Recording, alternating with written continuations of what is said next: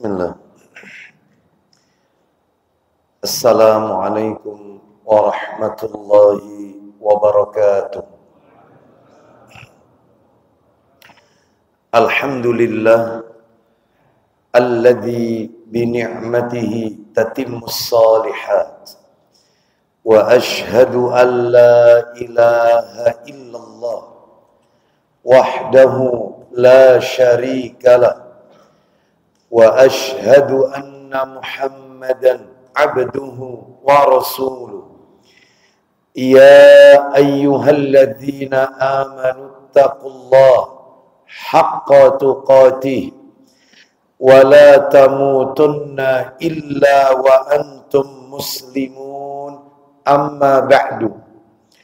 Fa inna asdaqal hadisi kitabullah wa khairal hadi hadi Muhammadin sallallahu alaihi wasallam wa syarral umuri muhdatsatuha wa kullu muhdatsatin bid'ah wa kullu bid'atin dhalalah wa kullu dhalalatin finnar.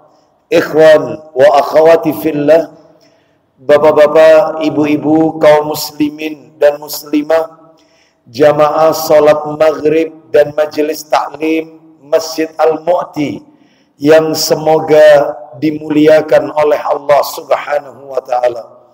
Puji dan syukur tidak henti-hentinya selalu kita panjatkan kepada Allah Tabaraka wa ta'ala atas segala karunia nikmat yang telah Allah berikan kepada kita. Di antara kenikmatan-kenikmatan tersebut yang kita rasakan pada malam hari ini adalah Allah Subhanahu wa ta'ala masih memberikan kemudahan, kesempatan kepada kita untuk melaksanakan amalan-amalan ketaatan kepada Allah Subhanahu wa ta'ala. Salat maghrib berjamaah, dilanjutkan dengan thalabul ilmi, dan berakhir dengan melaksanakan sholat isya yang dikerjakan secara berjamaah pula. Semoga rangkaian amal-amal ketaatan yang kita lakukan pada malam hari ini semuanya diterima dan diridhai oleh Allah Subhanahu wa ta'ala. Bapak ibu kaum muslimin dan muslimah rahimani wa rahimakumullah, malam hari ini kita akan melanjutkan materi kita. Kita masih berbicara pembahasan ensiklopedia salat menurut Al-Quran dan Sunnah yang sahih, sifat salat Nabi. Terakhir pembahasan kita pada bulan yang lalu, kita sudah masuk pada bab atau pembahasan orang-orang yang salatnya tidak diterima oleh Allah Subhanahu wa ta'ala. Orang-orang yang salatnya ditolak. Dan menurut catatan saya telah menyampaikan 9 poin, 9 golongan manusia yang salatnya tidak diterima oleh Allah Subhanahu wa ta'ala. Saya sebutkan satu persatu tanpa menyertakan dalil, karena sifatnya hanya mereview, mengingatkan saja dari apa yang sudah kita bahas pada beberapa pertemuan sebelumnya. Yang pertama, orang-orang yang sholatnya sia-sia, tidak diterima oleh Allah adalah sholatnya orang yang riya.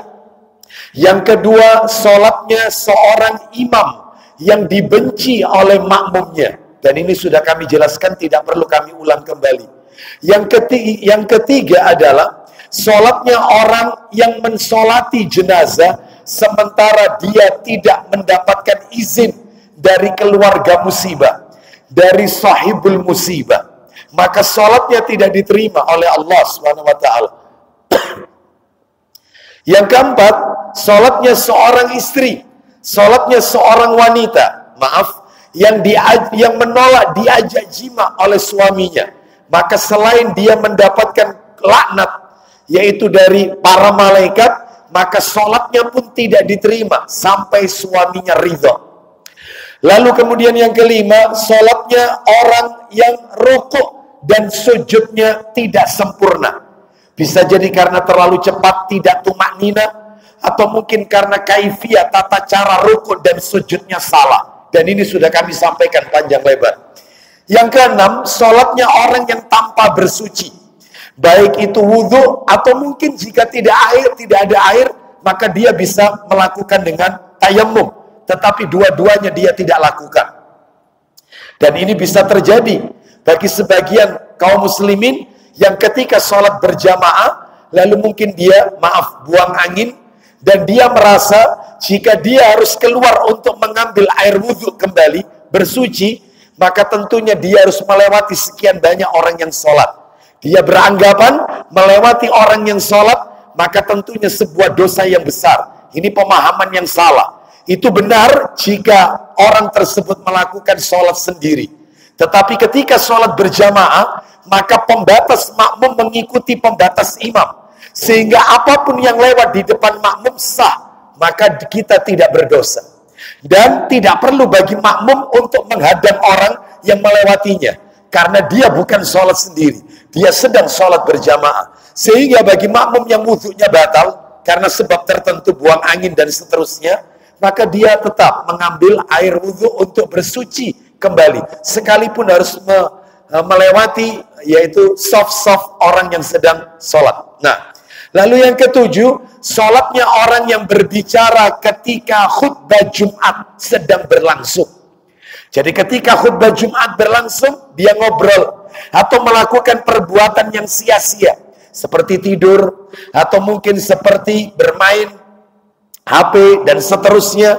Ya, maka ini tidak diperbolehkan. Mengucapkan salam, ya, misalnya saat orang yang datang, ya, ketika khotib sedang berkhutbah, ya, terus kemudian mohon maaf, menjawab salam ketika khotib sedang berkhutbah, ya, lalu kemudian juga seperti membaca hamdalah saat bersin, maka ini juga tidak diperbolehkan ketika khotib sedang berkhutbah. Karena ini semua adalah larangan-larangan. Dia bisa ucapkan di dalam hatinya saja. Dan seterusnya. Lalu kemudian yang ke-8, sholatnya seorang budak.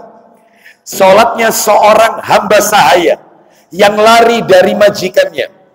Dan tentunya di negeri ini tidak ada perbudakan. Ya, karena budak itu ada kalau terjadi konflik peperangan. Nah, seorang budak yang melarikan diri dari majikannya, maka ini sholatnya tidak diterima sampai dia kembali lagi kepada majikannya. Yang ke-9, lah ini yang terakhir pada bulan yang lalu, poin ke-9. Sholatnya seorang istri yang durhaka kepada suaminya, mendurhakai suaminya, maka tidak diterima oleh Allah Azza wa Jalla sampai suaminya ridha dan istri itu kembali taat kepada suaminya. Baik. Sekarang kita akan lanjutkan pada malam hari ini orang yang ke-10. Orang-orang yang sholatnya tidak diterima oleh Allah Subhanahu wa Ta'ala. Yang ke-10 adalah sholatnya wanita yang pergi ke masjid dengan memakai harum-haruman, parfum, maka tidak diterima oleh Allah Azza wa Jalla. Sholatnya seorang wanita yang ketika dia pergi ke masjid dengan memakai parfum, harum-haruman, kecuali jika dia sholat di rumah. Ini keluar rumah menuju masjid, maka sholatnya tidak diterima. Mana dalilnya? Dalil bisa kita lihat, bisa dibuka kitabnya. Hadis riwayat Ibnu Huzaimah dalam kitab Sahih Targhib wa Tarhib, hadis nomor 2020 dari Musa bin Yasar radhiyallahu an. Dia berkata, ada seorang wanita lewat di sisi sahabat Abu Hurairah radhiyallahu an. Silakan. 2020 dari Musa bin Yasar radhiyallahu an. Ya. Dari Musa bin Yasar radhiyallahu anhu dia bertutur. Ya. Ada seorang perempuan lewat di sisi Abu Hurairah. Sedangkan aroma wanginya menyerba. Sedangkan aroma wanita itu menyerba, wanginya tercium. Ya. Lalu kemudian setelah itu maka dia berkata kepada perempuan itu, Abu Hurairah radhiyallahu an menegur wanita tersebut. Abu Hurairah radhiyallahu an bertanya, "Aina turidina ya amatal jabbar?" Silakan. Hendak kemana engkau, wahai hamba Allah yang maha perkasa? Bapak Ibu mohon maaf, kata para alim ulama, teguran itu kalau diakhiri dengan Asmaul Husna, itu menunjukkan teguran keras. Sebagaimana yang dikatakan oleh Abu Hurairah tadi.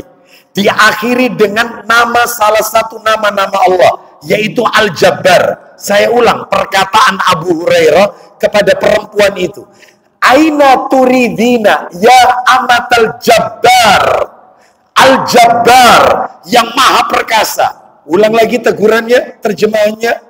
Hendak kemana engkau, wahai hamba yang maha perkasa? Mau kemana engkau, wahai hamba Allah yang maha perkasa? Itu teguran keras itu. Kalau diakhiri dengan nama Allah, salah satu daripada nama Allah. Maaf. Kita lanjutkan. Lalu dengan entengnya wanita ini menjawab. Silakan. Ia menjawab, Ilal masjid. Silakan. ke masjid.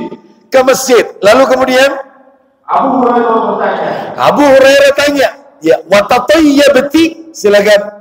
sedangkan kamu memakai wangian? Kau pergi ke masjid dengan wangi-wangian seperti ini? Maksudnya begitu. Apa jawaban wanita itu? Dengan enteng pula dia menjawab. Silakan. Ia menjawab, ya. Nah, iya. Lalu kemudian Abu Hurairah radhiyallahu an berkata, nah, kita dengarkan pamungkasnya ada di sini. Kata beliau radhiyallahu an, farji'i faghtasili fa inni sami'tu Rasulullah sallallahu alaihi wasallam yaqul. Silakan. Abu Hurairah berkata, pulang dan mandilah, Suruh pulang, suruh mandi. Kenapa? Lanjut. karena sesungguhnya saya telah mendengar Rasulullah SAW bersabda, La yaqbalullahu min imra'atin salatan kharajat ilal masjid wa rihuha ta'sifu hatta tartaji'a fataghtasili. Silakan. Allah tidak akan menerima suatu salat dari seorang perempuan yang pergi ke masjid sedangkan Allah wanginya menyerba, Sampai hingga ia pulang dan mandi terlebih dahulu. dihilangkan parfumnya. Tidak diterima oleh Allah. Jangan pakai parfum. Wanita ya, kalau mau di rumah nggak apa-apa, mau satu botol dihabiskan nggak apa-apa. Iya. Ini ke masjid, keluar rumah, wanita nggak boleh keluar rumah pakai harum-haruman. Dilarang, tidak diperbolehkan. Kalau laki-laki, maka nggak apa-apa pakai harum-haruman. Wanita di rumah memakai harum-haruman. Ya. Jangan ketika keluar rumah. Nah, kata para alim ulama, wanita itu tidak boleh memakai parfum. Ya, perhatikan ya, jangan salah kalimat ini nanti. Saya khawatir ini. Wanita itu tidak boleh memakai parfum baik untuk suaminya atau untuk orang lain dalam 3 keadaan. Anak ulang supaya nggak salah paham ini. Wanita itu tidak boleh memakai harum-haruman baik ada suami maupun ada orang lain selain mahramnya dalam 3 keadaan. 3 keadaan ini wanita nggak boleh pakai harum-haruman. Ada suami, nggak ada suami, apalagi orang lain, nggak boleh. Kapan itu 3 keadaan ini? Yang pertama adalah ketika berikhram, nggak boleh. Ikhram pakai baju ikhram, umrah atau haji, nggak boleh, nggak boleh. Yang kedua masa berkabung, suaminya meninggal.